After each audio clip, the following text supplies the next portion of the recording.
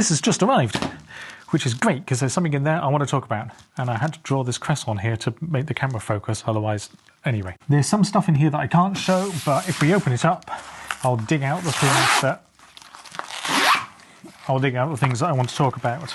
These are sort of 12-inch album covers. If you've been following me on Twitter, you've probably seen these. And what I was going to go down is going to go down to my favourite record shop and buy some album sleeves and then put these into the album sleeves. Only the guy who runs the shop has gone on holiday, so it's shut. We also don't have an HMV. There's nowhere to go buy records apart from hitting the charity shops and seeing if they've got any records that I'll then be able to slip these into plastic protectors for.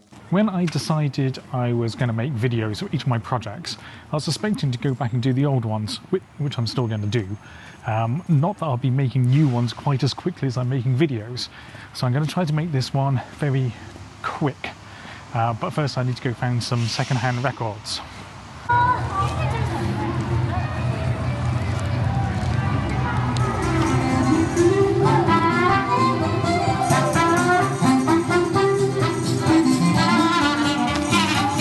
Right, let's see what we can do about this. This was an expensive way, I guess, $2.50, of getting album protectors.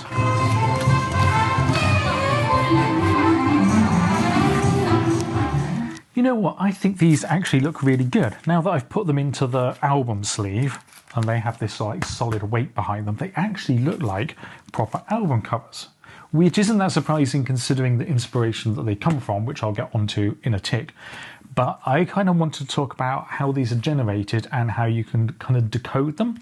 But before we can do that, I kind of need to very quickly explain generative art, and most of you will probably know, but for those people who don't, I'll do a very quick introduction, which is, what's the best way of doing this? If I'm an artist, traditionally, I would paint a whole bunch of paintings and then say, here are my paintings, I hope you like them, do you wish to buy any of them? And somebody will go, well, I really like that one there, can I buy that? And the artist, yes, and then they take it away. Generative art is different in that the artist writes some code and then they can run the code several times and it generates different outputs, and they can say, hey, my code creates things like this. Whenever it runs, there'll be something that looks like these things, but we won't know exactly what each one looks like. So then you say to a buyer, I'm going to sell 50 of these. If you want to buy one, then you press the buy button and you'll get a receipt. So if you're the first person, you get receipt 1 out of 50. And each receipt has this set of letters and numbers on it, which is called a hash. So that gets generated as soon as you hit the buy button. So you hit the buy button, you get that. And then this hash is fed into the code, which then runs and creates the image. Now that this has been created, it's set in stone. So this hash will always generate the same image every time you run it. The next person comes along, presses the buy button, and then has number 2. They have a different hash, which gets put into the code, and then it'll produce a different image, but always the same image for this one here. So as soon as you get given this receipt and plug it into the code, you'll always get the same image out. One for this, one for this. And this person, number 2, could go, actually, I really like your image. Can I buy your image off you? And they buy this, and then they have both of them. And then they own both of the images. So that's roughly generative art and the difference between buying art traditionally. Now, how this hash works and how the artist uses it, it can be in various ways. But with this artwork here, I'm doing it in a very literal way, which I'll explain using the magic of video and computers now by cutting to this. Peter Saville is an iconic British designer who designed a lot of the OMD, Joy Division, New Order album covers. Probably the best known one is the Joy Division album cover. This one, I mean, you know it, right? But he also designed the cover for Blue Monday, which looks like this. I'll put it up here. And a couple of other designs that have this color code on it, which is what I'm using here. And I'll throw the color code wheel up here so you can see it, where he's made each color represent a different letter or number. So the first 10, so A, B, C, D, E, F, G, H, I, they're the solid colors. and then after, and then 1, 0, 1, 2, 3, 4, 5, 6, 7, 8, 9, and then when you get to 10, it's like 1, 0. 11 is 1, 1, so that's green, green. 1, 2, 1, 3, 1, 4, so on, until you get to 2, 0, 2, 1, 2, 2, which is yellow, yellow.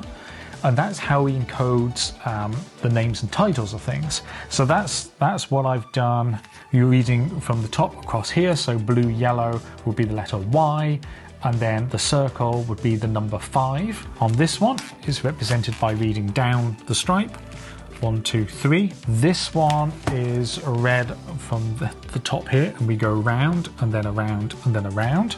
Now, for Peter's covers, he was working with just uppercase letters and numbers, and he didn't really need to differentiate between them.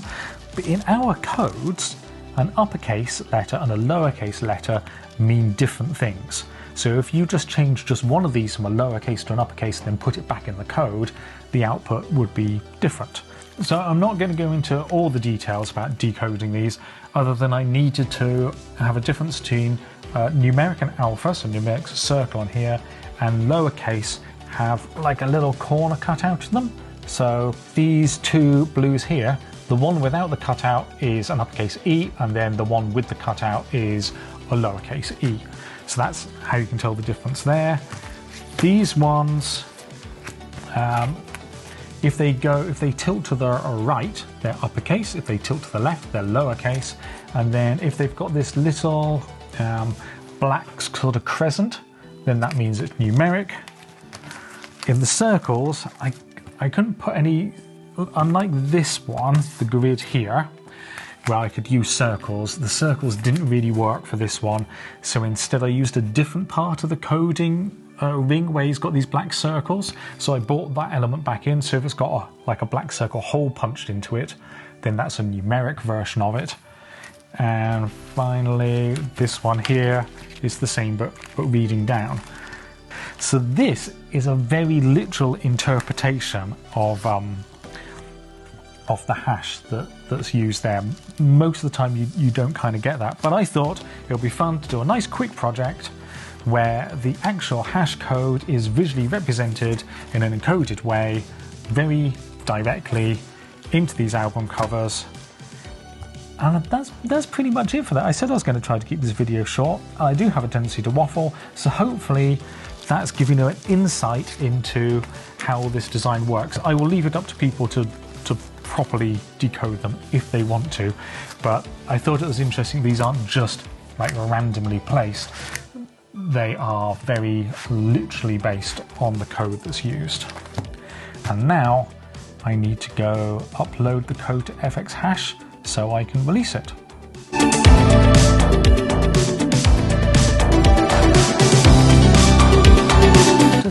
Does anybody want to buy my NFT? You know what I'm really impressed by is if people are following along on Twitter, I finished this code yesterday, ordered it to be printed, and then it's come from the printers down in London, the Print Space, who are my preferred printer, and they've done a really good job. This paper, if I slide one of these out, this is good quality, nice shiny paper where the black is really black. I'm going to have to work with this paper a little bit more. I think it's good. Anyway, it's certainly not whatever this is. Thank you, Charity Shop, for being awesome.